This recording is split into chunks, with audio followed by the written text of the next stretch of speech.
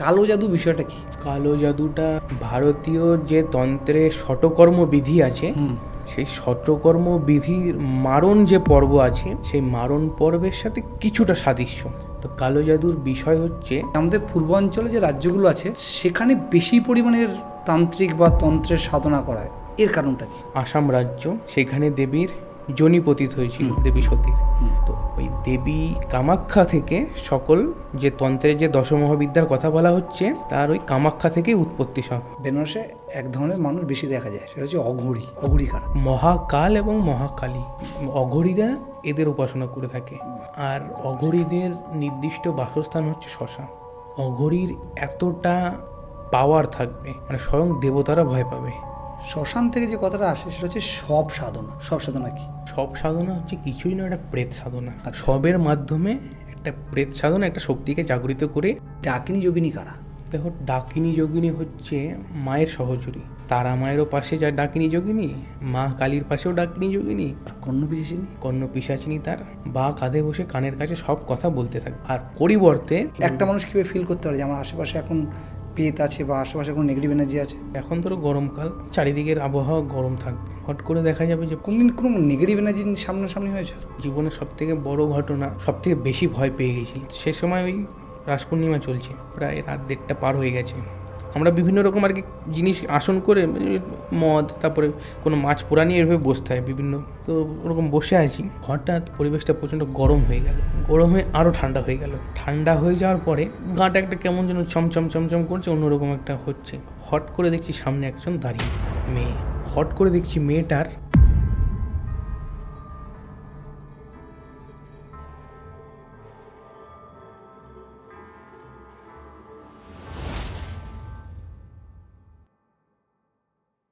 বঙ্গমন্ত্র YouTube চ্যানেলে আপনাদের সকলকে স্বাগত। আজকে বঙ্গমন্ত্রার 20 কি 22 নম্বর এপিসোড আমরা শ্যুট করছি। বেসিক্যালি আজ পর্যন্ত যারা গেস্ট এসছে তারা সবাই একটা প্যাটার্ন, মানে আমরা মোটামুটি একটা প্যাটার্ন ফলো করেই আমাদের গেস্টদের আমন্ত্রণ করছি। বাট আজকে আমাদের একটু অন্য পথে যাচ্ছি, যেখানে আজকে যে গেস্টটা আছে সে খুব কম বয়সে অনেকটা বড় জায়গা বা অনেকটা বড় কিছু লাইফে অ্যাচিভ করেছে, যেগুলো সাধারণ মানুষ বা আমরা হয়তো ভাবতেই পারি না। বেসিক্যালি আমরা এই গেস্টকে থাম্বনেল থেকে আমরা বুঝতে পারছি আমরা কোন ধরনের গেস্ট বা কাকে ডেকেছি। বেসিক্যালি একে ডাকার উদ্দেশ্য হচ্ছে যে খুব কম সময় একটা ভালো ইম্প্যাক্ট ক্রিয়েট করতে পেরেছে। তো তার মুখে আজকে তার সম্পর্কে পুরো বিষয়টা জানবো। তারানন্দ, তোমার পরিচয়টা তোমার মুখ দিয়ে বলো। নমস্কার, আমি তারানন্দ। আমি একজন তন্ত্র সাধক। এই প্রথমবার আমার সোশ্যাল মিডিয়ার সামনে আসা। তো আমি তন্ত্র সাধনা সম্পর্কে যতটুকু জ্ঞান অর্জন করেছি সেইগুলো আপনাদের সামনে উপস্থাপন করব যথাসাধ্য। আর আমাদের তরফ দিয়ে তোমাকে অনেক অনেক ধন্যবাদ যে তুমি অ্যাটলিস্ট সময় দিয়ে আমাদের কাছে এসেছো, মানে আমরা পেয়েছি তোমাকে আর কি, এসেছো মিনস আমরা পেয়েছি তোমাকে, তো তার জন্য তোমাকে অসংখ্য ধন্যবাদ। আচ্ছা তারানন্দ, তুমি তন্ত্র সাধক, তো আমাদের প্রথম যেটা জানা সেটা হচ্ছে তন্ত্র সাধনা কী বা তন্ত্র সাধক আমরা কাকে বলবো? এখন তন্ত্র সাধনা কি জানতে গেলে প্রথমে আমাদের জানতে হবে তন্ত্র কি, তন্ত্রর উৎপত্তি কোথা থেকে এবং তন্ত্র কিসের জন্য ব্যবহার করা হয়। তো প্রথমত তন্ত্র কি, তনুকে উদ্ধার করার যে ক্রিয়া তাকে বলা হচ্ছে তন্ত্র। আচ্ছা। আর এই তন্ত্রর উৎপত্তি হচ্ছে শিব থেকে, শিবের মুখ নিঃসৃত বাণী। আচ্ছা। মহাদেবকে পঞ্চানন বলা হয় তার 5টি মুখের জন্যে। তো তার মধ্যে ঈশান নামক যে মুখটি আছে, সেই মুখ হতে নিঃসৃত যে বাণী তাকে বলা হচ্ছে তন্ত্র। তো এই তন্ত্রকে দুভাগে ভাগ করা হয়, একটি হচ্ছে আগমতন্ত্র, একটি হচ্ছে নিগমতন্ত্র। আগমতন্ত্রটা হচ্ছে মহাদেবের মুখ নিঃসৃত বাণী, সেটা শ্রোতা হচ্ছে গৌরী বা পার্বতী, আর সেটি লিপিবদ্ধ করছে স্বয়ং নারায়ণ। আর নিগমতন্ত্র হচ্ছে গৌরীর মুখ নিঃসৃত বাণী, সেটি শ্রোতা মহাদেব এবং লিপিবদ্ধ করছে নারায়ণ। আচ্ছা, এই হচ্ছে আগম আর নিগম। তো আগম নিগম কি এটা তো আমরা শুনলাম। তো এবার শুনতে হবে, এবার আমরা জানবো যে কোনগুলো আগম কোনগুলো নিগম।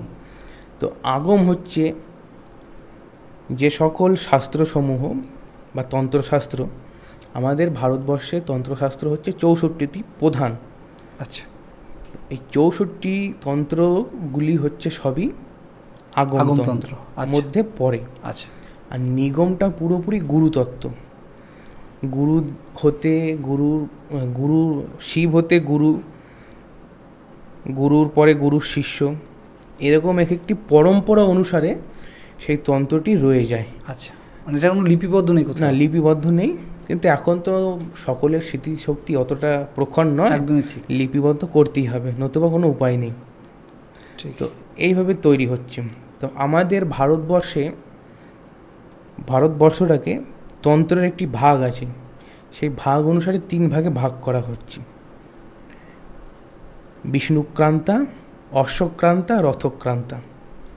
বিষ্ণুক্রান্তা হচ্ছে আমাদের বঙ্গ, নেপাল, বাংলাদেশ, আসাম, ত্রিপুরা, মেঘালয়, অরুণাচল প্রদেশ, যত ভারতের পূর্বের অঞ্চল আছে সেগুলি হচ্ছে বিষ্ণুক্রান্তা। আচ্ছা। এই বিষ্ণুক্রান্তার অধিষ্ঠাত্রী দেবী হচ্ছে স্বয়ং কালী। আচ্ছা। আর ওইদিকে হচ্ছে অশ্বক্রান্তা কাশ্মীর, গুজরাটের কিছু অংশ, ইউপির কিছু অংশ, এগুলো সব মধ্যপ্রদেশ, দিল্লি যা আছে এগুলো সব এই অশ্বক্রান্তাতে পড়েছে। এটা হচ্ছে, এর দেবী হচ্ছে তারা মা অধিষ্ঠাত্রী। আচ্ছা। আর আমাদের এই দক্ষিণ ভারত সম্পূর্ণরূপে এই অশ্বক্রান্ত, ওটা ভুল বললাম, ওটা রথক্রান্ত হতো। আচ্ছা আচ্ছা। এই অশ্বক্রান্তার অধিষ্ঠাত্রী দেবী হচ্ছে মা সরস্বতী, ললিতা ত্রিপুরা সুন্দরী। আচ্ছা।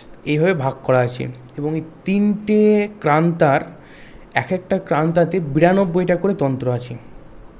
ঠিক আছে? তো এখন তন্ত্র, আগেই বলেছি যে তন্ত্র তনু উদ্ধারের যে পথ, তাকে বলা হচ্ছে তন্ত্র।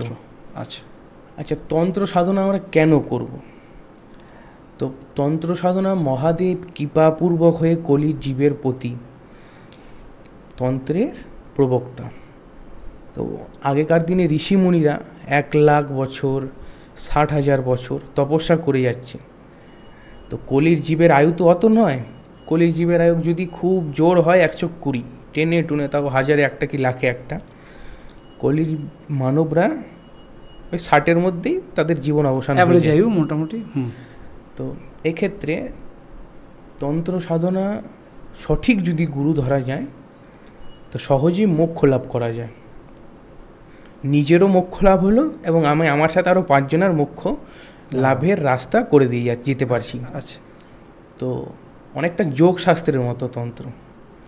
নিজের শরীরের যতগুলি চক্র আছে, সপ্তচক্র, কুণ্ডলিনী, এগুলো ভেদ করি আর কি সহস্রাধারে পৌঁছে মোক্ষদ্বার খুলে গেল তার।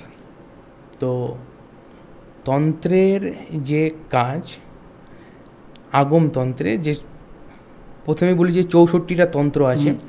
তো যেরকম আছে বিভিন্ন রকম আগমতন্ত্র, সার নিগমতন্ত্র, বহুত দামোদ তন্ত্র, তারপরে কামধেনু তন্ত্র, রাধাতন্ত্র, তারপরে মহানির্বাণ, এরকম বিভিন্ন নাম আছে আর কি।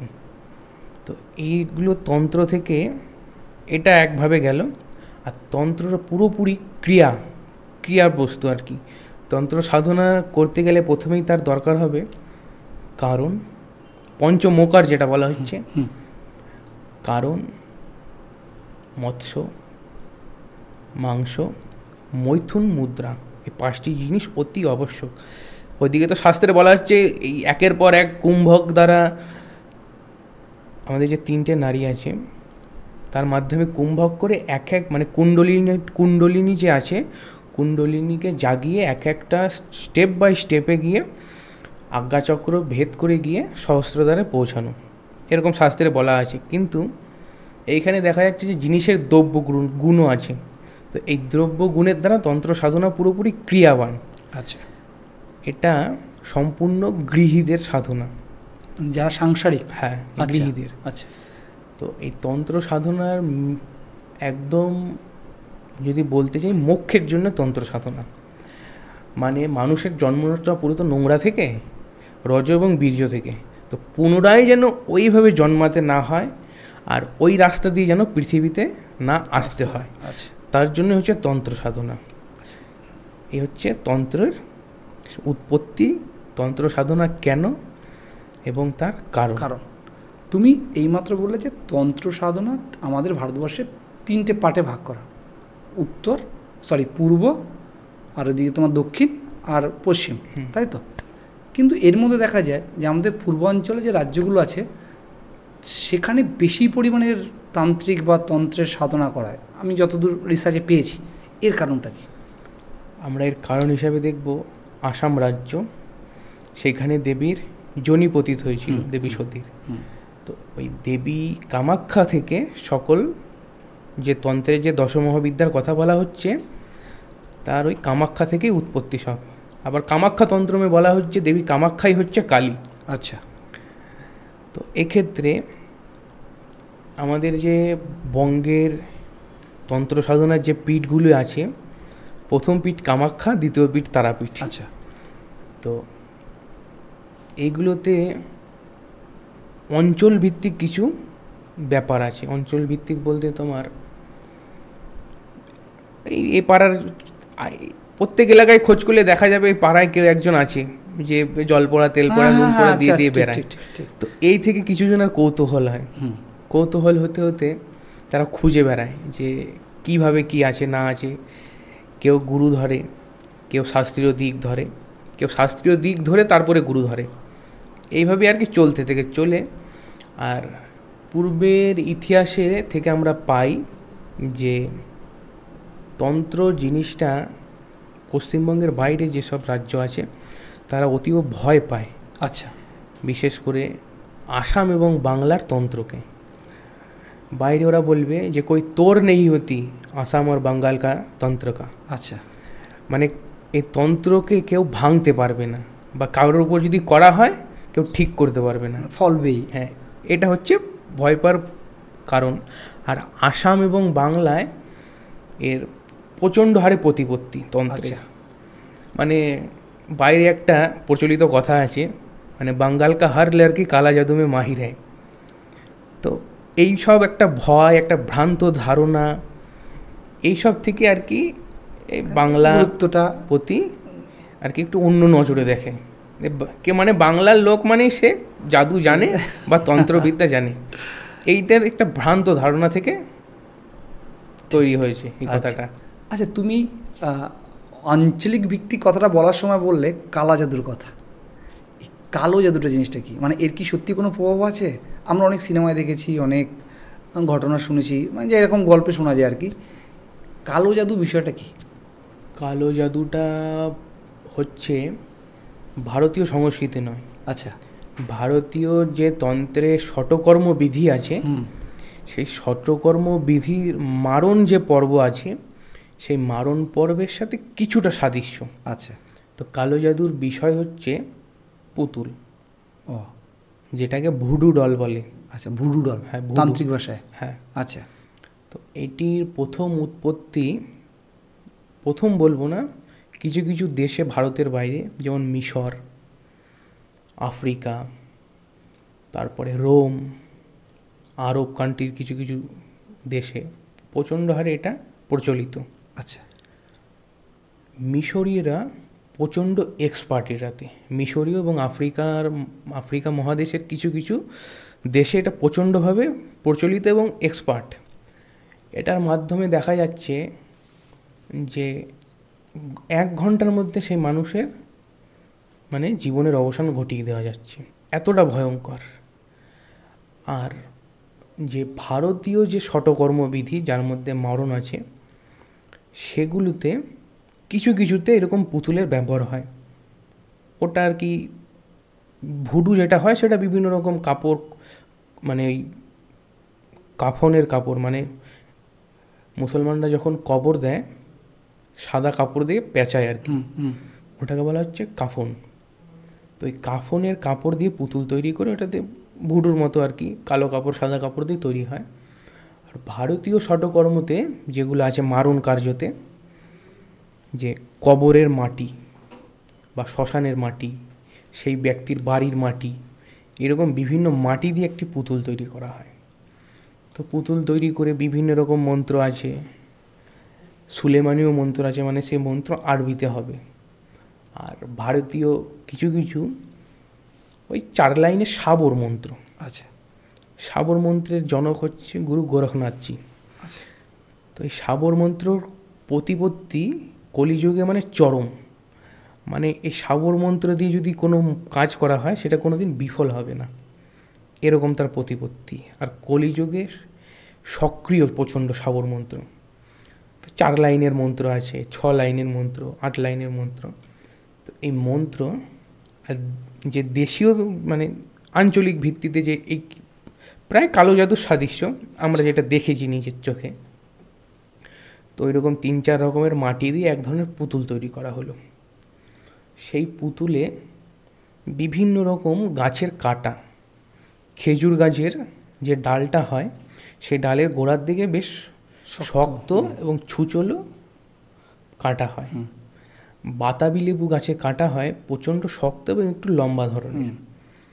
করমচা গাছের কাটা, আঁশফল এক ধরনের ফল হয় গ্রাম বাংলাতে হয়ে থাকে, সেটাকে আঁশফল বলে। ফলটা ভাঙলে প্রচণ্ড আষ্টে গন্ধ বেরোয়, তো বেশি। হ্যাঁ, আঁশফলের কাটা। এখানে কুল কাটা এইসব কোনো ব্যবহার নেই। তো এই কাঁটাগুলোকে সেই বিভিন্ন মন্ত্রের মাধ্যমে তার আগে ওই পুতুলে প্রাণ প্রতিষ্ঠা হয়। তো সেই ব্যক্তির নাম, ব্যক্তির বাবার নাম, তার বাড়ি কোথায়, সেই বিভিন্ন জায়গায় সেই কাঁটাগুলো ঢুকিয়ে দেওয়া হয় পুতুলের গায়ে। প্রথমে মাথায় দেবে, তারপর নাভিতে, তারপর জননাঙ্গে, বিভিন্ন জায়গায় আর কি 21টা কি 11টা কি 3টে এরকম আর কি ভাগ আছে। তো দেওয়ার পরে সেটা করবে কি, কবর দেবে। কবর দেওয়ার পরে সেটা লোবান বলে একটা জিনিস হয়, লোবান দিয়ে 3-4 দিন ধূপ দেবে। তো ধূপ দেওয়ার পরে দেখা যাবে ওই 3 দিন পার, যে এইখানে 3 দিন ক্রিয়াটা সম্পূর্ণ হয়ে যাচ্ছে, তো ওই 3 দিন পর থেকে দেখা যাচ্ছে সেই ব্যক্তি বিভিন্ন রকমভাবে অসুস্থ হয়ে পড়ছে। হয়তো তার নাক মুখ দিয়ে রক্ত উঠছে। ওই যেখানে যেখানে ওই কাঁটাগুলো ঢোকানো হয়েছে সেই সব জায়গায় মনে হবে যেন কেউ কিছু একটা গোজের মতো মেরে রেখেছে। বিছনা থেকে উঠতে পারবে না, জ্বর হলে মানুষটা 1 সপ্তাহের মধ্যে মারা যাবে, এতটা ভয়ঙ্কর। এর থেকে ভয়ঙ্কর হচ্ছে যে আরব কান্ট্রি, তারপর আফ্রিকার যে সমস্ত কালো জাদু আছে সেগুলো হচ্ছে অতীব ভয়ানক। এগুলো 1 সপ্তাহ সময় নিচ্ছে ভারতীয়গুলো, আঞ্চলিক যেসব জিনিস আছে, কিন্তু আফ্রিকা মহাদেশের যেসব কালো জাদু আছে 1 ঘন্টাতেই মরে যাবে মানুষ। এতটা পাওয়ারফুল, এতটা পাওয়ারফুল এবং এতটা শক্তিশালী। এগুলো অতীব নিম্ন থেকে নিম্নমানের সাধনা, এই হচ্ছে ব্যাপার। তুমি কালো জাদু করেছো?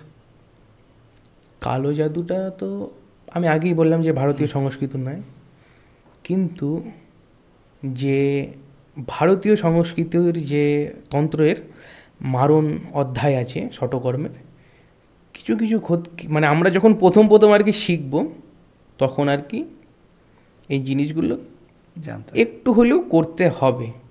মানে আমরা দেখবো যে এই পাড়ায় সব থেকে বদমাশ ব্যক্তি কে আছে, তাকে একটু শিক্ষা দিতে হবে। শিক্ষা বেশি কোনো ক্ষতি হবে না, বাট শিক্ষা দিতে বলতে আমি তাকে মেরে দেবো, তা অতটা নিকৃষ্ট ব্যক্তি আমি নই। তো ওই 2 দিন সেইখানে কাজ করা হবে, তার মধ্যে তার অ্যাকশন নিয়ে নেবে যে কি হচ্ছে। আমরা তো তখন সেই ব্যক্তির উপর নজর রাখবো যে ব্যক্তিটা কেমন আছে বা কি করছে। যখনই দেখবো অবস্থা বেগতিক, তখন আবার আমরাই ঠিক করে দেবো। আচ্ছা, এভাবে আর কি হয়।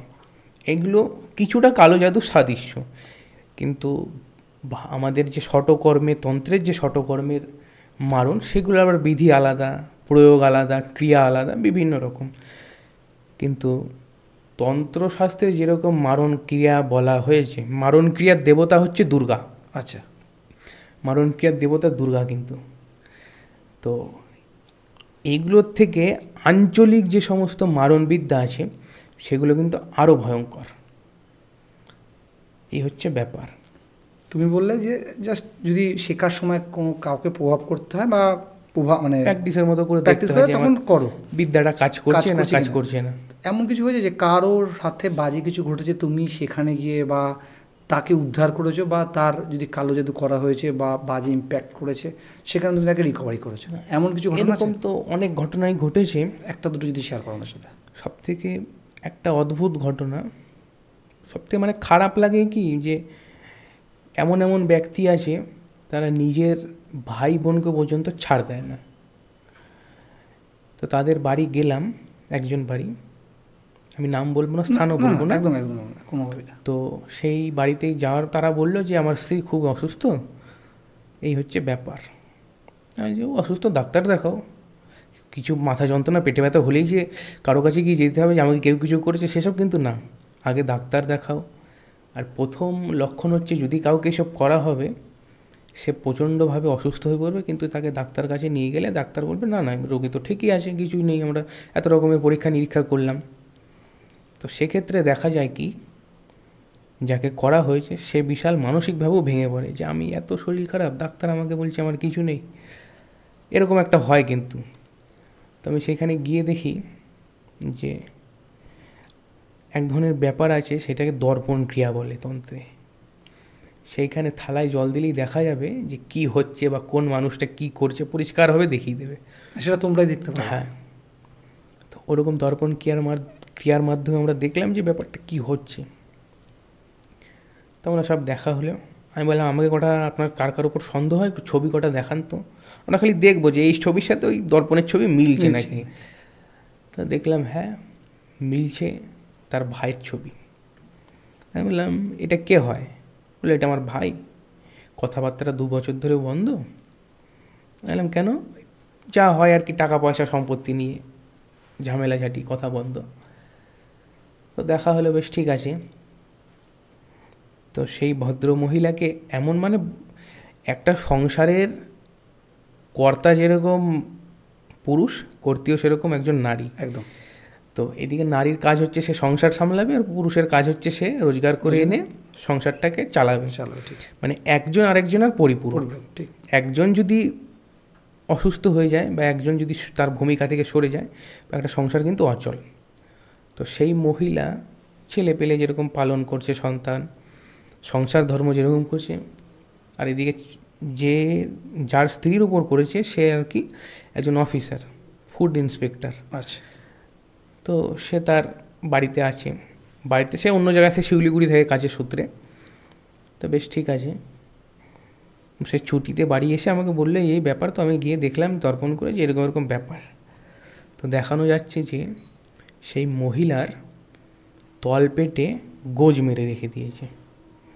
মানে মানুষের দেখো কারো যদি মাজা ভেঙে যায় তার মানে সব শেষ, সে আর উঠতে পারবে না।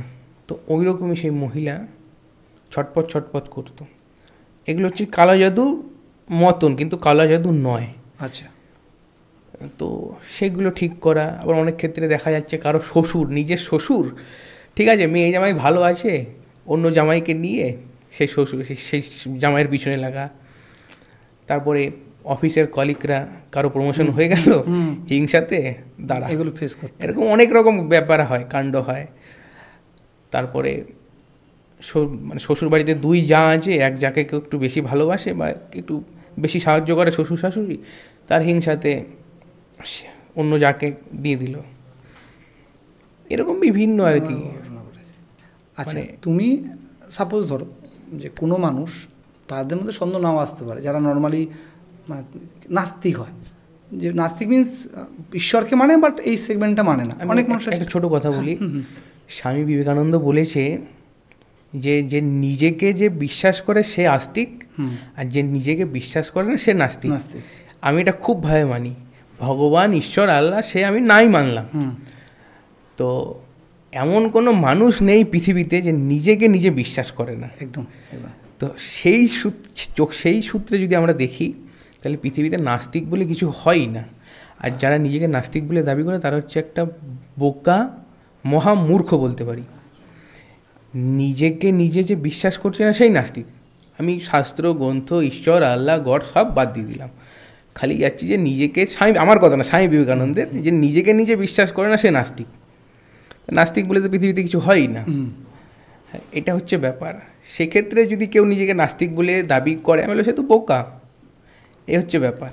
আচ্ছা, আচ্ছা, আমি যে টপিক তোমাকে জিজ্ঞাসা করতে ছিলাম যে সাপোজ ধরো যে সব অনেক, যেমন আমারই হয়তো বিশ্বাস নেই তান্ত্রিক কতটা কর্ম হবে, কতটা ঘটবে, হয়তো আমরা শুনে বা দেখে আমাদের মাথায় সেট হয়ে আছে, খুব পরিষ্কার আমার মাথায় সেট হয়েছে, হ্যাঁ তান্ত্রিক এই কাজ করে বা তান্ত্রিক।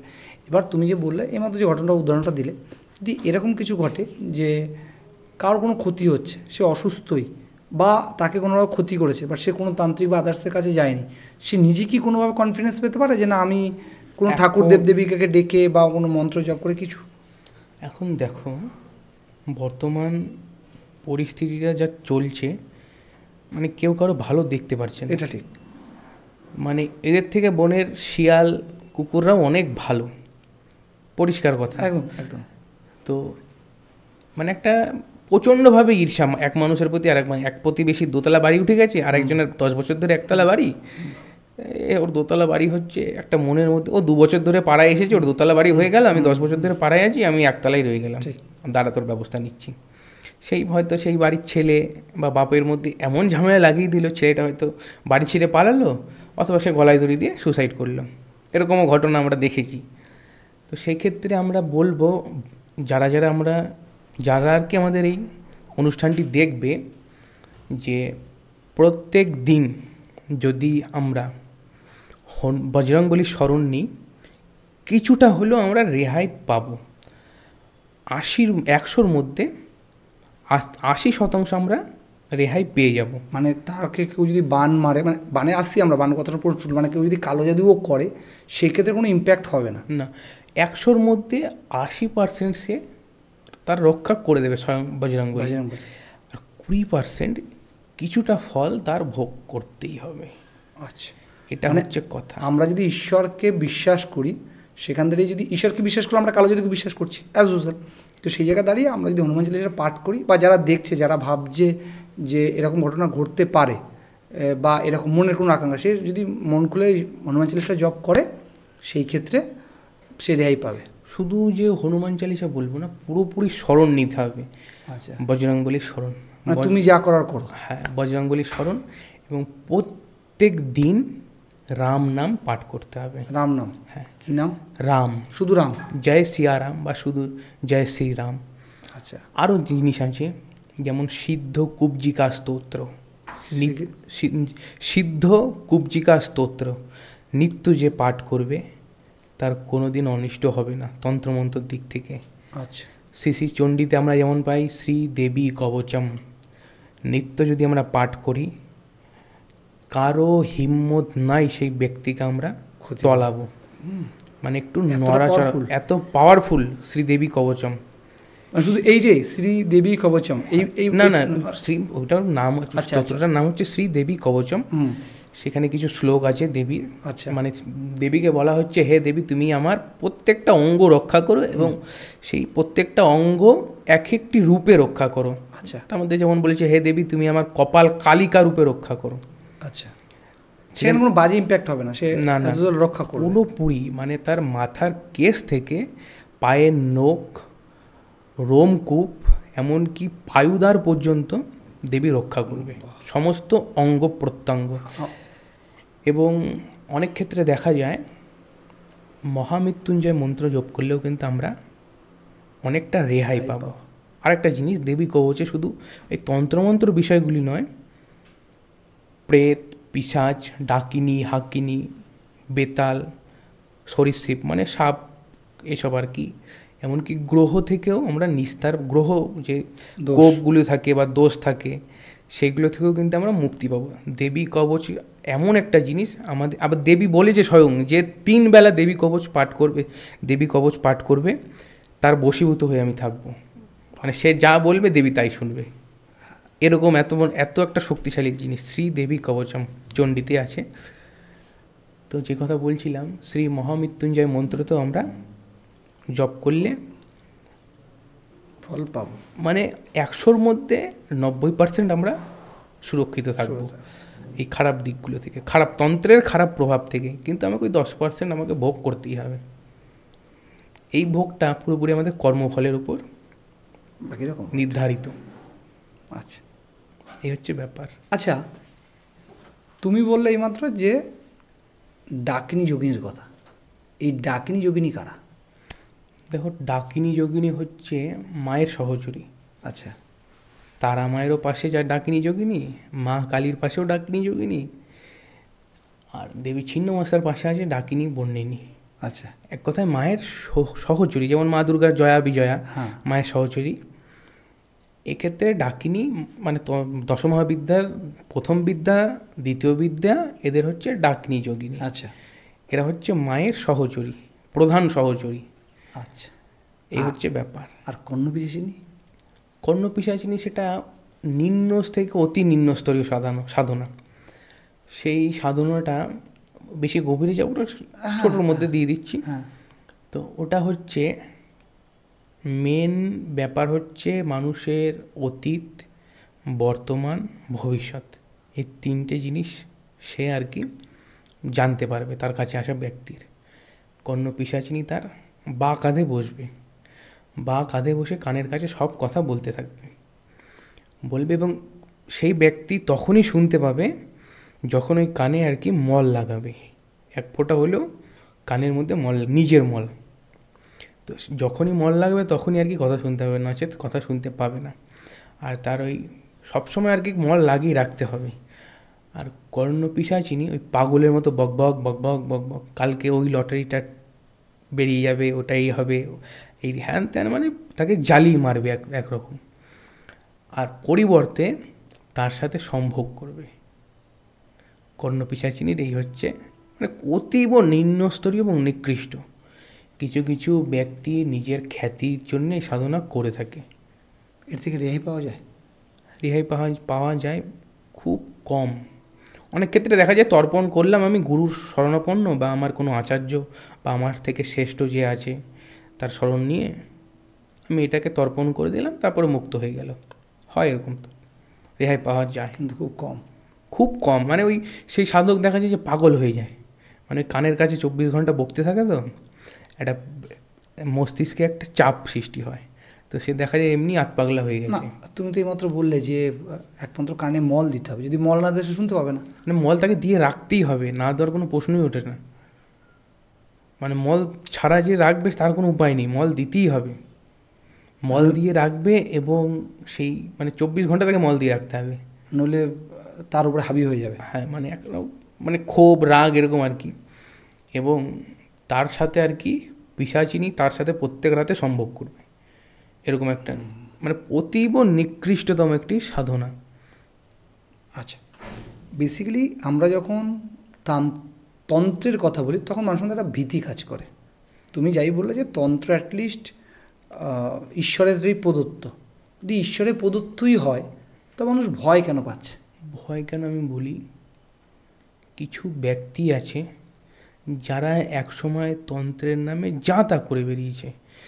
নারী নির্যাতন, হয়তো কোনো নারী এলো তার কাছে, সে দেখতে মোটামুটি ভালো বা অতীব ভালো বা খুবই রূপসী, তো মনের মধ্যে একটা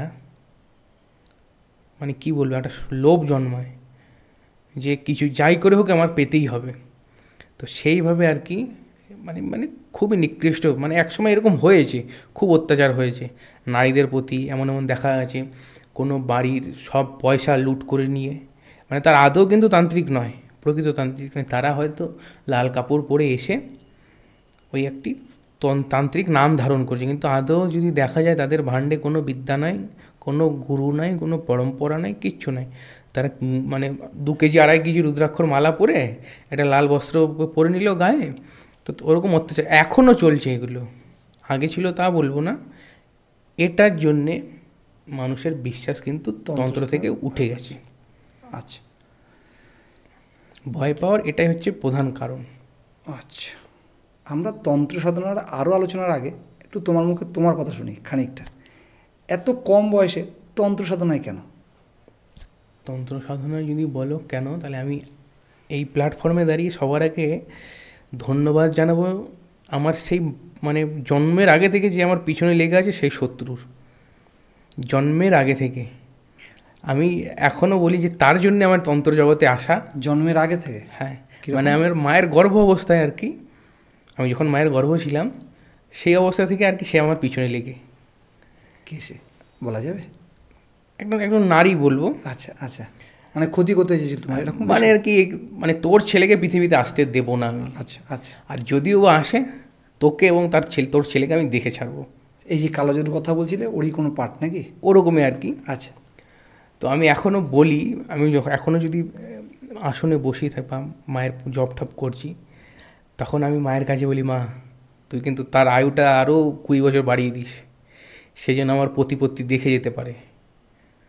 এটা মায়ের কাছে আমি নিত্যদিন প্রার্থনা করি, তুই যেন আরও 20 বছর তার আয়ুটা বাড়িয়ে দিতে পারিস, সেই জন্য আমার প্রতিপত্তিটা দেখে যেতে পারে। কোন সময় সে ফিল করলে যে এরকম কিছু ঘটেছে, মানে তন্ত্র সাধনে আসার মানে কারণটা কোথা দিয়ে ফিল করলে? প্রত্যেক ফ্যামিলির তো কিছু অজানা জানা একটা ইতিহাস থাকে, সেরকম আমাদেরও একটা ছিল।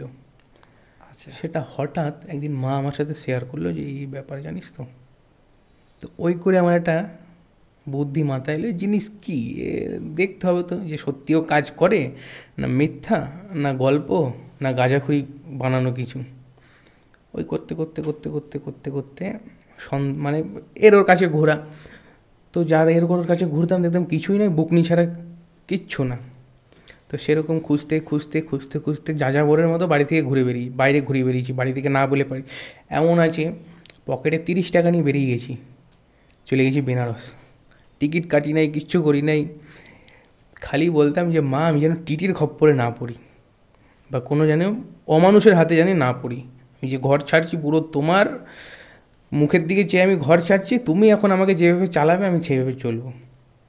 তা বেনারস পৌঁছেছি, বেনারসে বেশ কিছু জিনিস শিখেছি, রাজস্থানে শিখেছি। রাজস্থানে আমাদের একজন, নামও বলছি, আমাদের একজন বয়স্ক মহিলা, আমরা তাকে আপা বলে ডাকতাম, তিনি মুসলিম ঘরের মহিলা, তার নাম ছিল বিসমিল্লা আপা।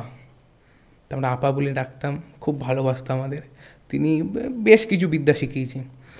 তারপরে আমার খুব কাছের একজন ব্যক্তি ছিল, যে রবিউল ইসলাম, তিনি অনেক বিদ্যা আমাকে শেখায় আর কি, সুলেমানীয় বিদ্যা। তো আর আমার যে মন্ত্র গুরুদেব আর কি তন্ত্রের, সে আমাকে বলেছিল যে বাবা দেখ, তোর ভার আমি তৈরি করে দিচ্ছি, জ্ঞান কুম্ভ আর কি তৈরি করে দিচ্ছি, তুই যার কাছে যেটুকু পাবি তুই সেইটুকু তোর ভারে সঞ্চয় করবি, বাদবাকি মা দেখে নেবে। উনি আমাকে এই অভয়টা দিয়েছিল। তো তারপরে আমি পশ্চিমবঙ্গ, রাজস্থান, ছত্তিশগড়, তারপরে আসাম, বিভিন্ন জায়গা থেকে আমি যতটুকু পেরেছি অনেক সংগ্রহ করে রেখেছি। এরকম আর কি, মানে যতদিন বেঁচে থাকবো ততদিন আর কি সংগ্রহ চলবে, থেকে যাবে, আরও বাড়তে থাকবে। হ্যাঁ। আমি বেনারসের কথায় যাবো, তার আগে একটা জাস্ট ছোট্ট, কারণ তুমি এইমাত্র বললে যে তুমি জাস্ট মায়ের ভরসায় বেরিয়ে গেছো বাড়ি থেকে, মানে এটা কি সত্যি যে আমরা যদি কোনো দেবীকে মেনে তার ভরসা সব ছেড়ে দিই, সে রক্ষা করবে? এটা এই জায়গায় তোমার কি মানে মতবাদ? অবশ্যই রক্ষা করবে, কিন্তু আমরা না সেই বিশ্বাসটা করতে পারি না, কোথাও হলে আমাদের একটু ফাঁক থেকে যায়। আচ্ছা, মানে সেই বিশ্বাসটা যদি একদম পুরোপুরি থাকে সে ডুবতে দেবে না, তবেই সম্ভব। আমাদের কোথাও যেন একটা ফাঁক থেকে যায়।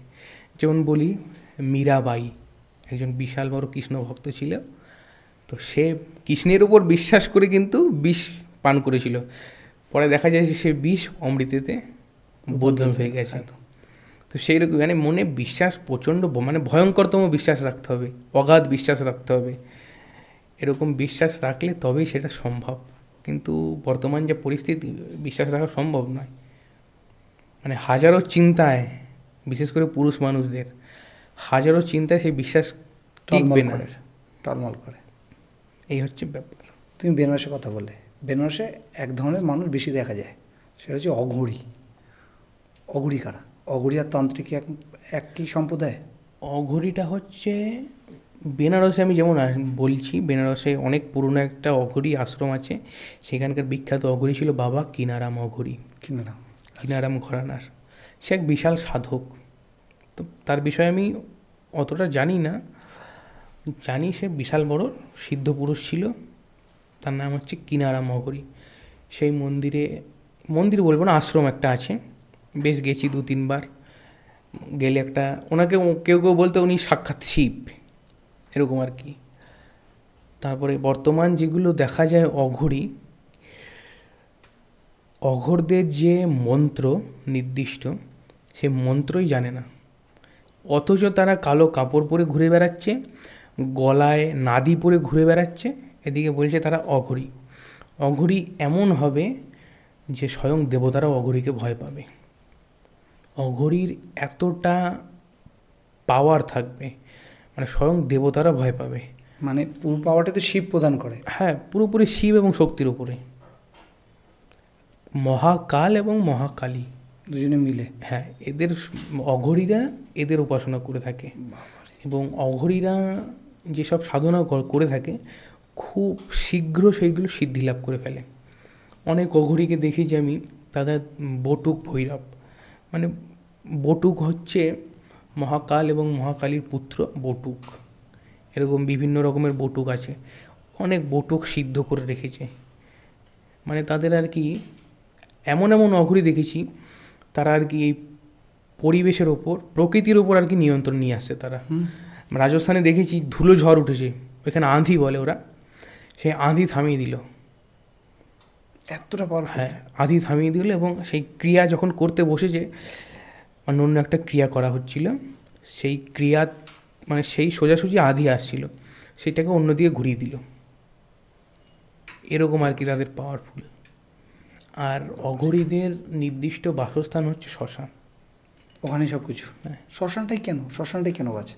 শ্মশানটা দেখো হচ্ছে, শ্মশানটা এমন একটা জায়গা যেখানে মানুষের লোভ, কাম, ক্রোধ, অহংকার যত যা কিছু আছে সব সেটা বিনাশ হয়ে যাচ্ছে। সেখানে মানে খারাপ জিনিস বলে কিচ্ছু থাকছে না। এটা হচ্ছে শ্মশানের মূল। মানে আমি তো বলি যে শ্মশান গঙ্গার থেকে পবিত্র। শ্মশান গঙ্গার থেকে পবিত্র, এবং আমাদের প্রত্যেকেরই মাঝে মাঝে শ্মশানে যাওয়া উচিত। একদম তাই। আর শ্মশানে ওই আমাদের কাজী নজরুল ইসলাম একটি গান লিখেছিল যে শ্মশানে জাগিছে শ্যামা, সন্তানের অন্তিমে নিতে কোলে। মানে আমরা যেই হই, যে পন্থারই হই, কেউ শৈব, কেউ শাক্ত, কেউ গানপত্য, কেউ সুরি, সকলের কিন্তু ওই শ্যামার কোলে উঠতেই হবে শ্মশানে। মেন কথা হচ্ছে শ্মশান শান্তির জায়গা, সেখানে মানুষের লোভ, কাম, ক্রোধ, অহংকার সব কিছু শেষ হয়ে যাচ্ছে। মা সেইখানে, মানে আমাদের কাশিতে একটা ঘাট আছে মণিকর্ণিকা, ছোট একটা ঘটনা বলি। তো আমাদের শ্রী রামকৃষ্ণ পরমহংসদেব মথুরবাবুকে, মানে লোকমাতা রানী রাসমণির সেজ জামাই, মথুরবাবুকে সঙ্গে নিয়ে একবার কাশী ভ্রমণে গিয়েছিল। তো সেইখানে উনি মণিকর্ণিকা ঘাট দেখে বলছেন শ্রী রামকৃষ্ণ পরমহংসদেব যে এক বিরাট দীর্ঘ দেহী এক পুরুষ প্রত্যেক সবের চিতার কাছে যাইতেছে এবং তাদের ভববন্ধন মানে মোক্ষ প্রদান করছে। আর একজন মহিলা বা একজন দেবী সকল সবকে কোলে তুলে নিচ্ছে। এটা উনি দেখতে পেয়েছেন? উনি দেখতে পেয়েছে। মানে শ্মশান এরকম আর কি, এমন এক জায়গা, গঙ্গার থেকে শ্মশান পবিত্র। আমাদের সকলের উচিত যে মাসে অন্তত একবার করে শ্মশানে গিয়ে দেখে আসা জিনিসটা। ওতে কী হবে, আমাদের রাগ কমবে, আমাদের মানে রাগ কমবে, মানুষের যত বদগুণ আছে কিছুটা হলেও কমবে। কিছু তো নিয়ে যেতে পারবে না, সবই থেকে যাবে। না, ওই কিছুটা হলেও কমবে। শ্মশান হচ্ছে এরকম জায়গা। শ্মশান থেকে যে কথাটা আসে সেটা হচ্ছে সব সাধনা।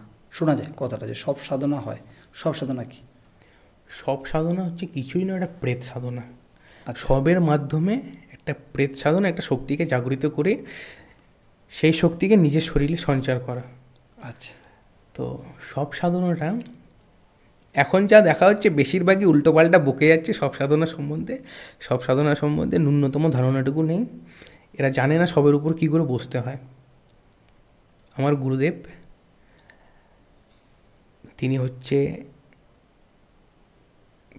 নাম বলবো না, আমি নাম বলছি না, এইটুকু বলবো তিনি বামদেবের দৌহিত্র। শ্রী আমাদের খ্যাপা বাবা বামা খ্যাপার দৌহিত্র, মানে হচ্ছে নাতির নাতি নাতি নাতি নাতি। তো ওনার কাছে তথ্য নেওয়া যে আমরা একদিন গল্প করছিলাম, দিয়ে একজন প্রশ্ন করলো যে বাবা সব সাধনা কী? বলছে তিনি যা বললো, আমি যে শোন, যে দেখ, সব সাধনা হচ্ছে সবার আগে দেখতে হবে তার শরীরের ওজন, কম করে তার 80 কেজির উপরে ওজন হতে হবে। আর যদি কোনো শুকনো লোক যদি বলে যে আমি সব সাধনা করছি, প্রথমেই ধরবি যে ও পুরোপুরি গাঁজাখুরি গল্প বলছে। সব সাধনা করতে গেলে ন্যূনতম তার ওজন হতে হবে 80 কেজি। ওই যে সব যখন চিটকানি দেবে, মানে ছিটকে ফেলে দেবে সব, মানে যে সবের ওপরে বসে আছে তাকে ছিটকে ফেলে দেবে, তার মানে একটা মাটির কাঁচা পুতুল বা অথবা একটা আটার পুতুলকে যদি আমরা এইভাবে ছুঁড়ে ফেলে দিই, যেরকম অবস্থা হবে ঠিক সেম অবস্থা হবে, ওই ছিটকানিতেই ফেলে দেবে। মানে মানুষ একটা মাটির দলা হয়ে যাবে, এত তার বেগ আর কি ছোড়ার। আর সবের উপরে বসতে হবে ঘোড়ায় চড়ে যেরকম, ওরকমভাবে 2 হাঁটু ভাঁজ করে, এইভাবে সবের পিঠে বসার নিয়ম। এখন তো কেউ বলছে সবের বুকে বসে, সবের পেটে বসতে হয়। হ্যাঁ, এরকম হচ্ছে গাঁজাখুরি গল্প চলছে, অথচ ওরা সব সাধনা সম্বন্ধে ন্যূনতম ধারণাটুকু নেই। তুমি করেছো সব সাধনা? না না, সব সাধনা আমি করিনি, তবে আছে না, সব সাধনা ওই একটা কথা আছে, ভগবান গীতাতে বলেছে যে মানে সাধনা 3 রকমের, সাত্ত্বিক, রাজসিক, তামসিক। এই তামসিক সাধনার মধ্যে কিন্তু এই প্রেত সাধনাটা পড়ে। যে যাকে ভজনা করে সে তাকে পায়। অর্থাৎ আমি যদি প্রেত সাধনা করি, পরবর্তী জন্মে আমাকেও প্রেত হতে হবে। তা জেনে শুনে কেউ কি নিজে চাইবে যে আমি প্রেত হব? এত কিছু করেছো, মানে করেছো মিন্স এত জায়গায় ঘুরেছো, এত মানুষের সাথে মিশেছো, এত গুরুর সান্নিধ্যে এসছো, কোনদিন কোনো নেগেটিভ এনার্জি সামনাসামনি হয়েছো? নিজে ফিল করেছো যে নেগেটিভ? সে বহুবার হয়েছে। কীরকম পায় একটা বল একটু, এবং সেখান থেকে তুমি রিকভারি কীভাবে করেছো, বা কেউ যদি হয়ে থাকে তাকে তুমি রিকভারি কীভাবে করেছো? মানে নিজের সাথে আমার জীবনের সবথেকে বড় ঘটনা, সবথেকে বেশি ভয় পেয়ে গেছিলাম, মানে ভয় আমার সঙ্গে সঙ্গে জ্বর চলে এসেছিলো। তো একজন হচ্ছে এমন এক ব্যক্তি যে নিজের স্বার্থ সিদ্ধির জন্য মারণ কর্ম করে। আচ্ছা, মারণ কর্ম করে, আমি বলে দিচ্ছি খোলাখুলি, সে মাত্র 3 লাখ টাকার জন্য মারণ কর্ম করে। মেরে দেবে? হ্যাঁ, কেউ যদি গিয়ে বলে যে দাদা আমার একজন শত্রু আছে, তোমাকে তুমি কত টাকা নেবে বলো, আমি দিতে রাজি, তুমি তাকে সরিয়ে দাও। বলছে দেখ, 2 লাখ টাকা আগে দিবি, আর 1 লাখ টাকা কাজ হয়ে যাওয়ার পরে। হ্যাঁ বেশ ঠিক আছে, সেও রাজি। তো সে করে কি, প্রেতের মাধ্যমে সে মানুষটাকে মেরে দেয়। তো সেই রকমই মানে যে মারছে সেও আমার চেনা লোক, যে মানে কার্যটা করছে সেও আমার চেনা লোক, এবং যাকে মারবে সেও আমার চেনা লোক। তো মানে যে মারতে গেছে, যে টাকা নিয়ে গেছে আর কি তান্ত্রিকের কাছে মারবে, তো তার এক বন্ধু খবরটা পেয়েছে কোনো ক্রমে, আর যে কাজটা করবে সে হচ্ছে প্রচণ্ড বাংলাখোর।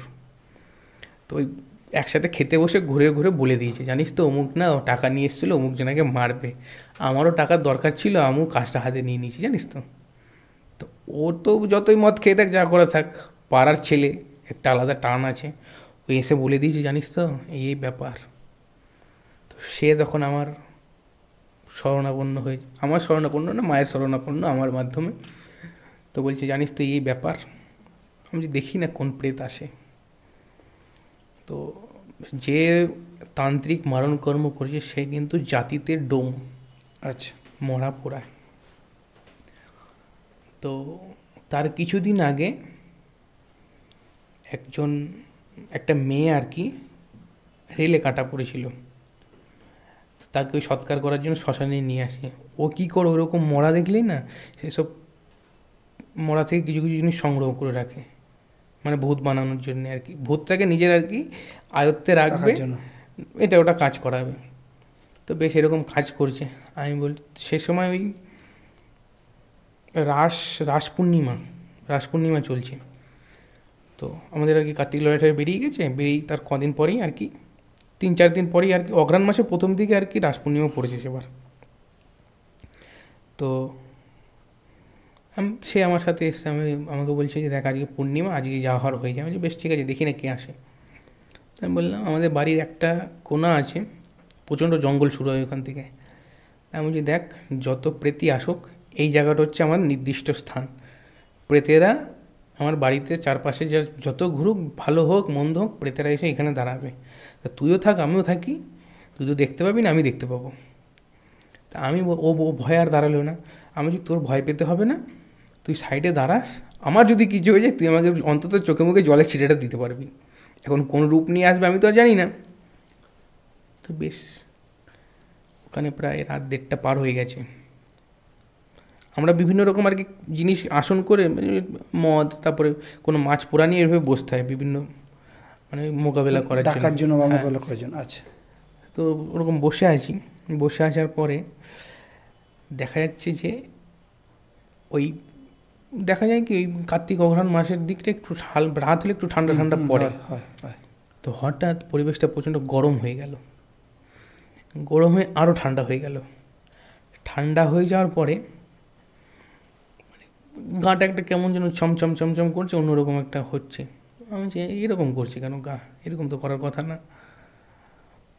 হট করে দেখছি সামনে একজন দাঁড়িয়ে, মেয়ে হট করে দাঁড়িয়েছে। ওরকম হয় আর কি, গা শোয়া অভ্যাস আছে আর কি, ও কোনো ব্যাপার না। বিভিন্ন কথা জিজ্ঞাসা করার পরে হট করে দেখছি মেয়েটার মাথাটা না ধর থেকে আলাদা হয়ে গেল, আর ওই ধর থেকেই রক্ত বেরোচ্ছে। রক্ত বেরিয়েই ওই বডিটাতে না মাথাটা ঘুরলো, মানে পাক খেলো, একটা পাক খেয়ে আবার সেই রক্তটা খেলো, খেয়ে বিকট একটা হাসি দিয়ে আবার সেই ধরে বসে গেল। এই দেখে আমার হয়ে গেছে, মানে শরীর প্রচণ্ড ঠান্ডা হয়ে গেল, সঙ্গে সঙ্গে জ্বর উঠে গেল। জ্বর উঠে আমি তো ওইখানে অজ্ঞান হয়ে পড়ে গেলাম।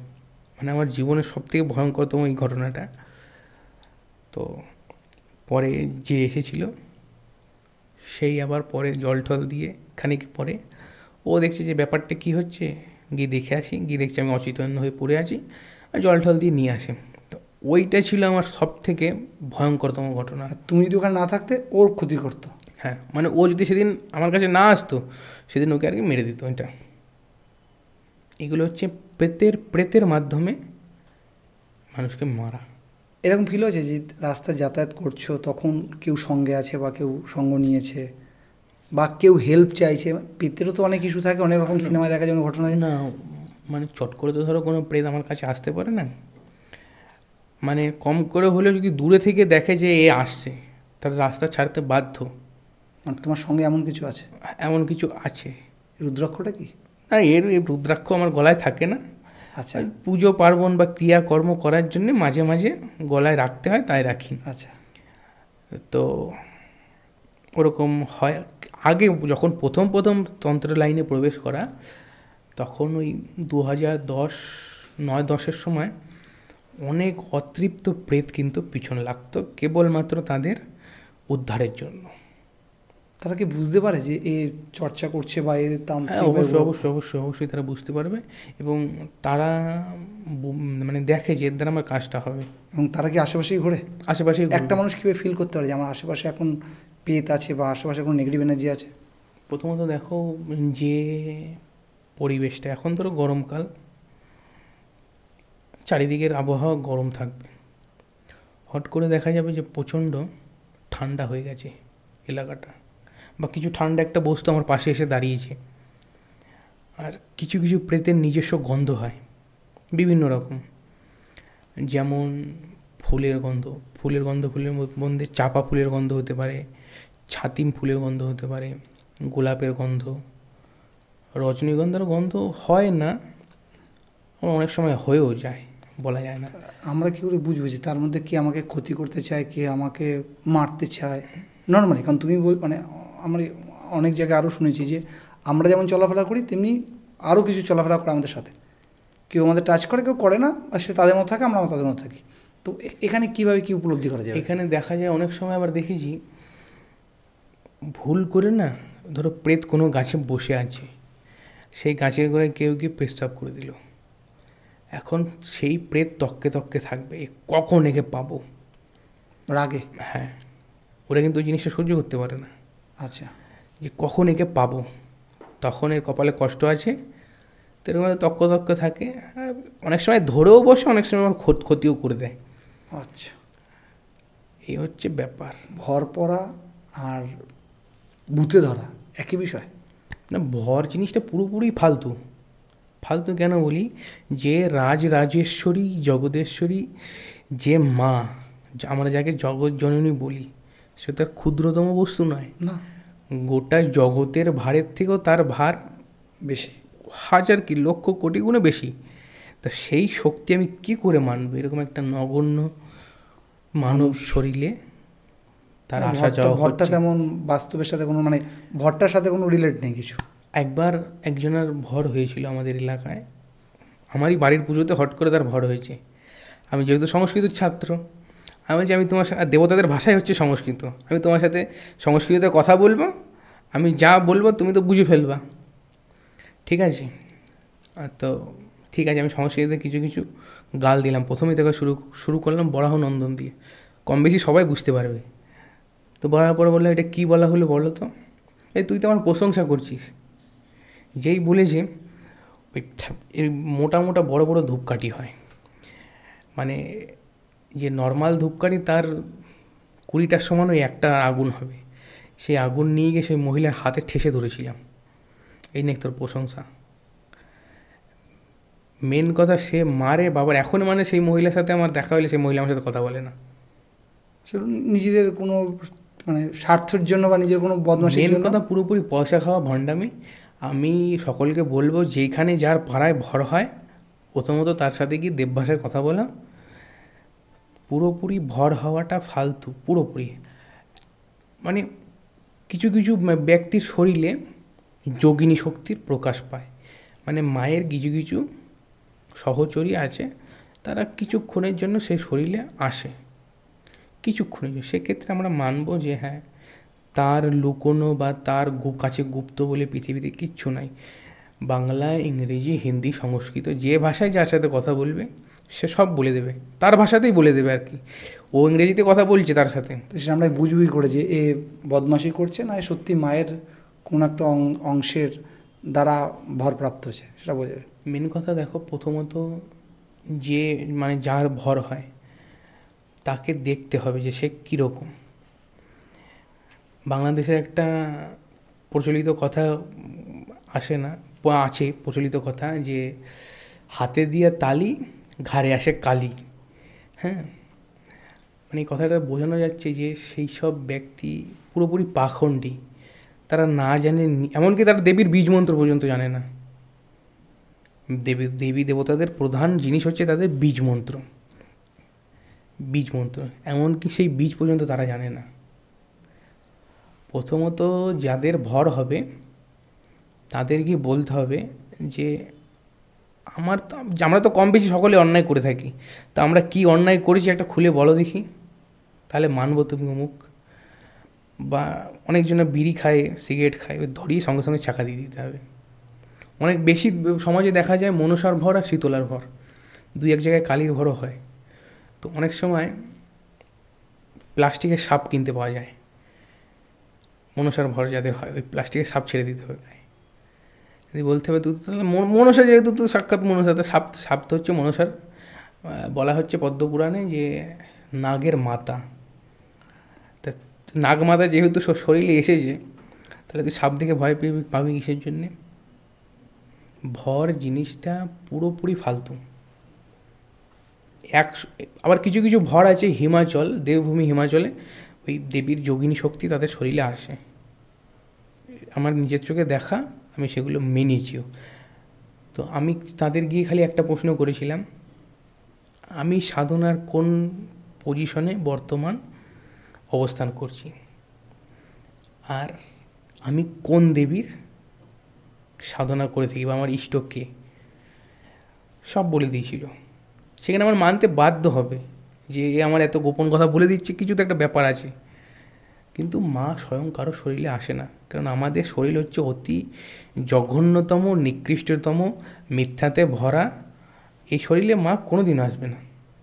আর এই জগতের ভার যিনি বহন করছে, ব্রহ্মা বিষ্ণু মহেশ্বর, যার কথায় উঠে বসে সৃষ্টি করছে, পালন করছে, ধ্বংস করছে, সেই দেবীর ভর কী করে হয়? ঠিক তাই। এবার ভূতে ধরা বিষয়টা কি? ভূতে ধরা অনেক সময় সত্যি সত্যি কাউকে ভূতে ধরে, আবার অনেকজনা নাটক করে। হুম। তো নাটক করলে কী করে বোঝা যাবে? কিছু একটা বাড়িতে পাওয়ার জন্যে বা অমুকজনের সাথে বিয়ে করবো বলে এরকম করে। তো আমরা প্রথম পরীক্ষা করি, বাড়ি বসে যে অমুক ধরো আমি বসে আছি বর্ধমানে, একটা ফোন এসছে উত্তরবঙ্গ থেকে, মালদা হোক কি বালুরঘাট হোক, একটা ফোন এসছে যে ভূতে ধরেছি। আমি যে বেশ ঠিক আছে, নামটা ধরো, নামটা বলো, ফোনটা ধরো। তো আমরা এখানে বসে বসে কিছু মন্ত্র আছে, সেগুলোর নাম করে উচ্চারণ করলেই দেখা যাবে যে সঙ্গে সঙ্গে অজ্ঞান হয়ে গেছে। এখানে আমি মন্ত্র নাম ধরে মন্ত্র বলে দিলাম, ওইখানে অজ্ঞান হয়ে গেছে। তো আমরা তখন এইখানে সত্য মিথ্যে যাচাই করি যে সত্যি ভূতে ধরেছে কি ধরেনি, এইভাবে। কিন্তু এখন ভূতে ধরা মানুষের পরিমাণ খুবই কম। কেন? আমি একটা বলবো, মানুষের মধ্যে জ্ঞানের প্রচার হয়েছে, মানুষ জ্ঞানী হয়েছে, প্রেতেদের বিরক্ত কম করে না। আর যা বলবো, এখনকার প্রেতেরা অনেক ভদ্র হয়ে গেছে, ঠিক আছে। চট করে চারিদিকে ঠাকুর নাম হচ্ছে বলে কি? মানে আগে যেমন যে কোনো জায়গায় ঠাকুর নাম কম হতো, কৃষ্ণের কীর্তন বাড়ি বাড়ি এত এত পরিমাণে আগে কম হতো, এখন যেমন হয়। তো তার ফলে কি পেটদের বৃদ্ধিটা কমেছে? বৃদ্ধিটা কমে নাই, বৃদ্ধি যেরকম আছে সেরকমই আছে। কিন্তু কিছুটা মানে আমি যে বললাম না, ওরা ভদ্র হয়েছে, মানে জানে যে মার খেতে হবে আমাদের, মানে নেগেটিভ শক্তি কিছুটা কম হয়েছে। আচ্ছা পজিটিভ শক্তি কিছুটা বেড়েছে। আচ্ছা। যেমন আরেকটা জিনিস, কোথাও লাউড স্পিকারে কীর্তন হচ্ছে, যতদূর আওয়াজ যাবে কোনো প্রেত কিন্তু চলাফেরা করতে পারবে না। অনেক সময় দেখা যায় ভোরবেলা আজান হচ্ছে, হ্যাঁ, অনেক প্রেত কিন্তু মানে লুকিয়ে পড়ে যে এই আওয়াজ আমার কানে গেলে হবে না, তাহলে আমার কষ্ট আছে। মানে ওই আওয়াজ আজান হোক কি নাম সংকীর্তন হোক, ও যখনই কানে যাবে না, ওর শরীর আগুনের মতো জ্বলবে। এমন কোনো ঘটনা আছে যে তুমি কাউকে ভূতে ধরেছে বা পেতে ধরেছে, তুমি ছাড়িয়েছো এবং সেখানে লড়াই করতে যথারীতি? লড়াই বলতে কিছু না, জোর হলে প্রেতে ধরলে 25 থেকে 30 মিনিট, তাও লাগে না। এখন তো 15-20 মিনিটে হয়ে যায়। যদি কাউকে প্রেতে ধরা হয়, ওই 15 মিনিটে হয়ে যায় কাজ। আগে অনেক সময় আমরা আগে কি দেখেছি ছোটোবেলায়, যে এই গাছের ডাল ভাঙ, ওই গাছের এই কর তা কর। এখন আর সেই সব দিন নেই। এখন অনেকজন আছে যে পয়সা খাওয়া লোক আর কি, যে 5,000 টাকা দেবে এই পেটটা ছাড়াতে পারলে। তো সে দেখাচ্ছে, একে তো আমার বাড়ির লোককে বিশ্বাস করতে হবে যে সত্যি সত্যি ভূত। পুরো ইতিহাসটা আগে ওর যাকে ভূতে ধরেছে তার মুখ দিয়েই বলবে যে আমি অমুক জায়গায় অমুক হ্যান ত্যান, আমার নাম ওই, সেই অনুযায়ী খোঁজ পাঠাবে। না তো বাড়ির লোক জানবে হয়তো কিছু একটা ব্যাপার আছে, ওইসব কিছু না, ওকে 1,000 টাকা 5,000 টাকা ঘন্টা খোঁজ, 1,000 টাকা দিলেই হয়ে যাবে। তো আমি একজনকে বললাম, তুমি তো সব বিদ্যাই জানো, তুমি এইভাবে কেন জবাই করে দিচ্ছ না? মানে সুলেমানি বিদ্যাতে আছে, ওই গলার নলি সোজা ওই একটা মন্ত্র আছে, মন্ত্র বলে পৌঁছে দিয়ে দিলে প্রেত শেষ হয়ে গেল, মানে সেই আত্মা আর কি নষ্ট হয়ে গেল। আচ্ছা, মানে উদ্ধার হলো না নষ্ট হলো? একবারে নষ্ট হয়ে গেলো স্যার, উদ্ধার হচ্ছে না, কিছু হচ্ছে না স্যার, নষ্ট হয়ে গেল। সে পেট হওয়ার আর জায়গা থাকছে না না না, সেখানে যে করছে তাকে একটা জবাবদিহি করতে হয় ভগবানের কাছে, যে তোমার একটা আত্মা আমি নষ্ট করে ফেলেছি। আচ্ছা, তখন ভগবান যদি বলে তো কিসের জন্য নষ্ট করেছি, বলে অমুক জনাকে ধরেছিল তার জন্য আমি নষ্ট করেছি। কম বেশি শাস্তি তাকে পেতেই হবে।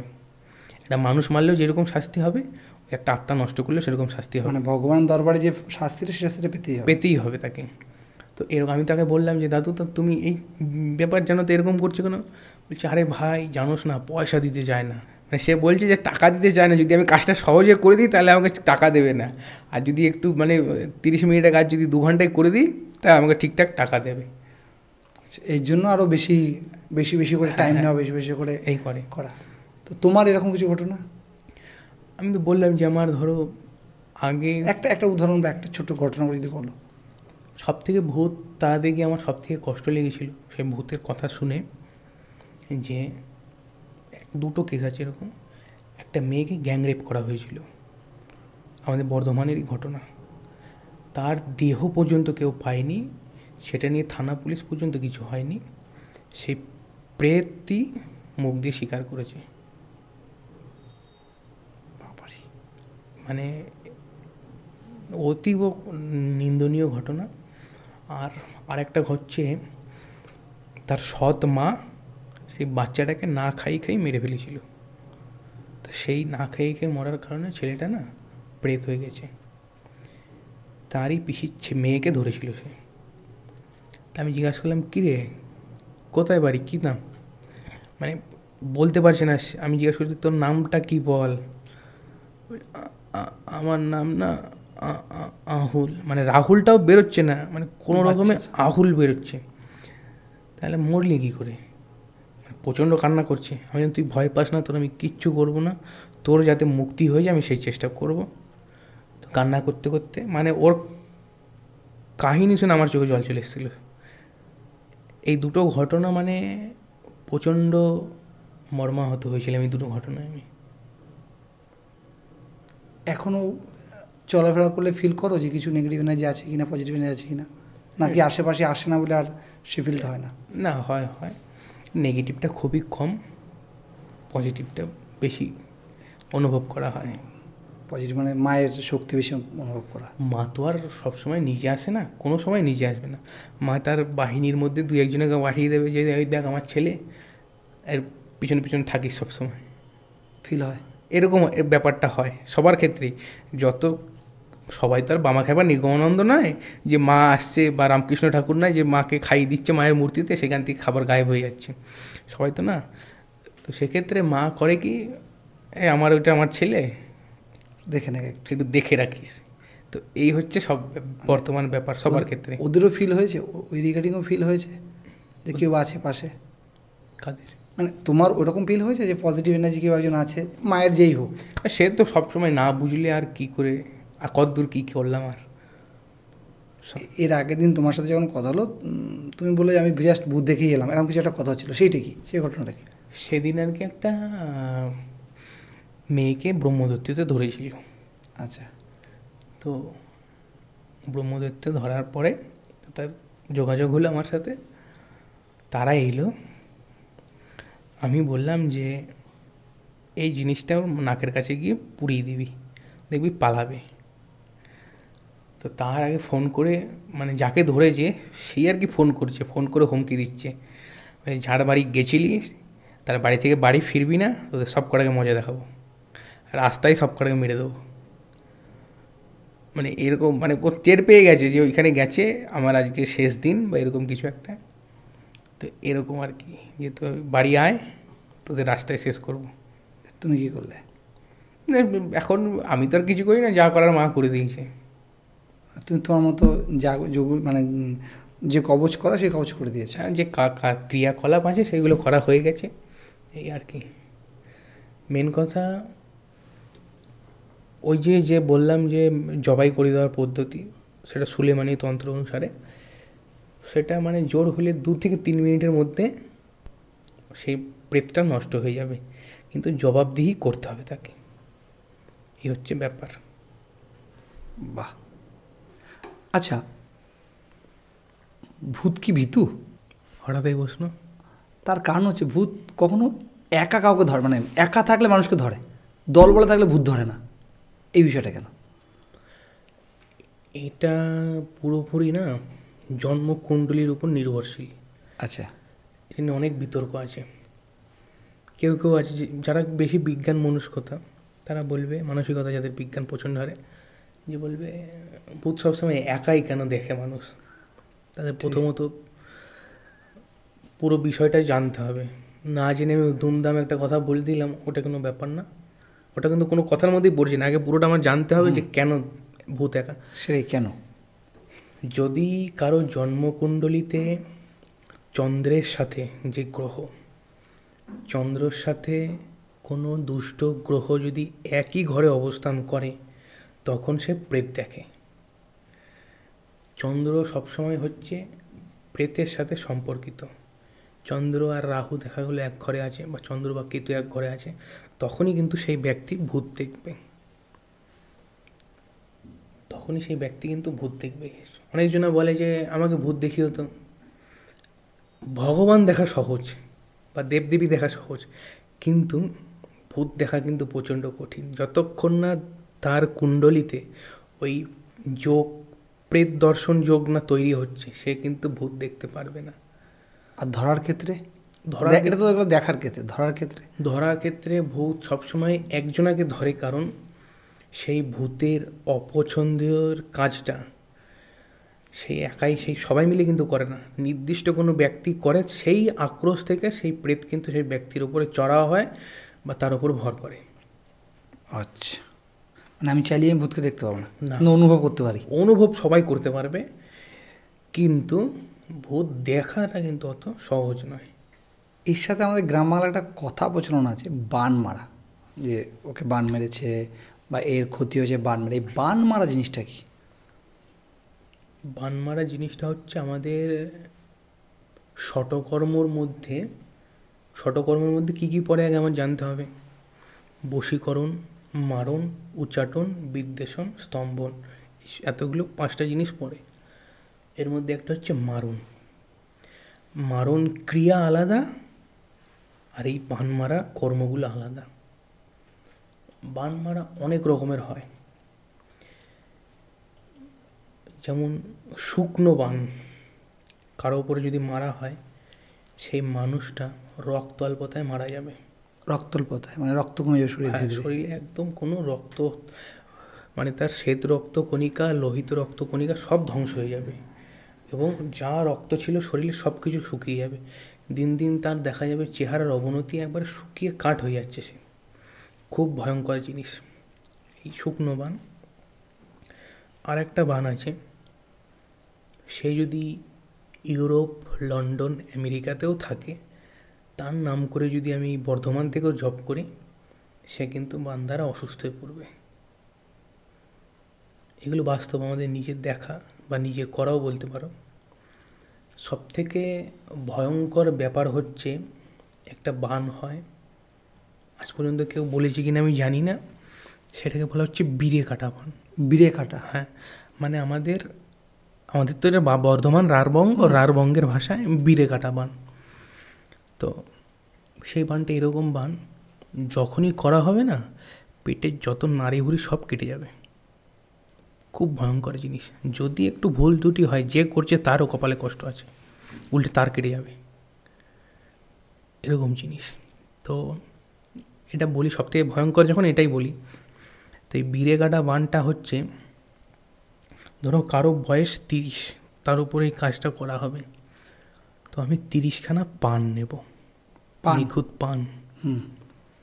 সেই পানের সাথে একটা কাঁঠালি কলা থাকবে, সেই পুরোপুরি মানে কলার বোটা আর পানের বোটা যেন একদিকেই থাকে, সেটাকে পুরোপুরি রোল করতে হবে, ক্রিয়াকর্ম করে একটা রোল মতো করে সেটাকে প্রস্তুত করা হলো। করবার পরে এখন ওটার মেন জিনিস হচ্ছে, অনেক ঠাকুরতলায়, অনেক বটতলায় অনেক ত্রিশূল পোতা থাকে, সেই ত্রিশূল চুরি করে আনতে হবে। চুরি করে এনে যদি নিজে বানাতে পারে তো অনেক ভালো, আর যদি কামারকেতি বানাতে পারে তাও হবে। তো সেই ত্রিশূল এনে, ত্রিশূলের যে মেন ফালাটা মধ্যে, হ্যাঁ, ওটাকে দিয়ে একটা তীক্ষ্ণ ধারালো ছুরি তৈরি করা, যাতে ছোঁয়ার সঙ্গে সঙ্গে জিনিসটা কেটে যায়। তো তৈরি করার পরে, মানে সেটা আগুনে পোড়ালে হবে না, আগুনে পোড়ালে ওটার অ্যাকশনটা কেটে যাবে। তো তৈরি করে সেই জিনিসটা নিয়ে আসা, এবং ওর মধ্যে ওই পান কলার মধ্যে একটা জিনিস থাকে, আমরা পড়েছি অনেক জায়গায়, কস্তুরি মৃগ বলে একটা জিনিস হয়, কস্তুরি মৃগনাভি। ওই একটুখানি মৃগনাভি দিতে হয় ওর মধ্যে, আরও কিছু কিছু জিনিস আছে দিয়ে যা ক্রিয়াকর্ম করে নিলাম। ওই ছুরি থাকলো, ছুরি থেকে জলের তলায় ডুব দিতে হবে। এই একবারই সেই পান কলা একবারই পুচিয়ে দিতে হবে, পুচিয়ে দিয়ে পাকের মধ্যে না গেঁথে দিতে হবে। ওই পান যতক্ষণ উঠছে, তার আগে আমাকে জল থেকে উঠে চলে আসতে হবে, নাহলে কিন্তু সেই বান ঘুরিয়ে আমার কাছে আসতে পারে। ওই যখনই ওরকম কাটা হবে, সঙ্গে সঙ্গে সে ব্যক্তি মৃত্যুর মুখে ঢলে পড়বে। প্রচণ্ড ভয়ঙ্কর, মানে শুনলে পরেই গা শিউরে উঠবে, এরকম একটা ব্যাপার। এই বানে মানুষ মরবেই। মরবে, কোনো বাঁচানোর ক্ষমতা নেই কারো। আমি ধরে নিচ্ছি যে এরকম যদি ঘটনা ঘটে আর সেই ব্যক্তি যদি হনুমান চালিসা বা রামজি বা কিচ্ছু আটকাতে পারবে না, কিচ্ছু আটকাতে পারবে না। এগুলো হচ্ছে মারাত্মক জিনিস। এমন একমাত্র যদি মা তারার কৃপা হয়, মা তারাকে আমরা বলি তারিণী, উগ্র থেকে মহা উগ্র বিপদ তিনি তারণ করে দেয়, তাই তিনি তারিণী। যদি মা তারার কৃপা হয় তাহলে একমাত্র সম্ভব, নচেত কারও ক্ষমতা নাই। মায়েরও ক্ষমতা নাই। মায়ের কি করবে? সেই বানটা মা বড় জোর হলে যে মারছে তাকে ঘুরিয়ে মেরে করে দিতে পারে। আচ্ছা, যে আমার ভক্ত মরল না, তুই মর। এত, কারণ মা দেবদেবীরা তো মন্ত্রের কাছে বাঁধা। মন্ত্রে এমন এমন জিনিস, দেবদেবীরা হচ্ছে মন্ত্রের কাছে বাঁধা। অ্যাকচুয়ালি এই যে বান মারা যে মন্ত্রগুলো হচ্ছে, এটা নেগেটিভ এনার্জি না পজিটিভ এনার্জি? এটাকে অনেকটাতে আছে নেগেটিভ এনার্জি, আবার অনেকগুলো আছে পজিটিভ এনার্জিটাকেও নেগেটিভ এনার্জি কাজে লাগানো হচ্ছে। ওই বান মারা তো বললাম যে এই মারণ কর্মের দেবতা দুর্গা, এবং সেই মন্ত্রগুলো কিন্তু সব কালীর মন্ত্র, ঠিক আছে? কালী দুর্গা সবই তো পজিটিভ শক্তি। সেই পজিটিভ শক্তিগুলোকেই নেগেটিভ হিসাবে কাজে লাগানো হচ্ছে। একমাত্র দেবদেবীরা হচ্ছে, এরা হচ্ছে মন্ত্রের কাছে দায়বদ্ধ। এটা হচ্ছে ব্যাপার। মানে এই বিদ্যার এই জানি না আজ পর্যন্ত কেউ এটা প্রকাশ করেছে কি করেনি, প্রচণ্ড ভয়ঙ্কর বিদ্যা।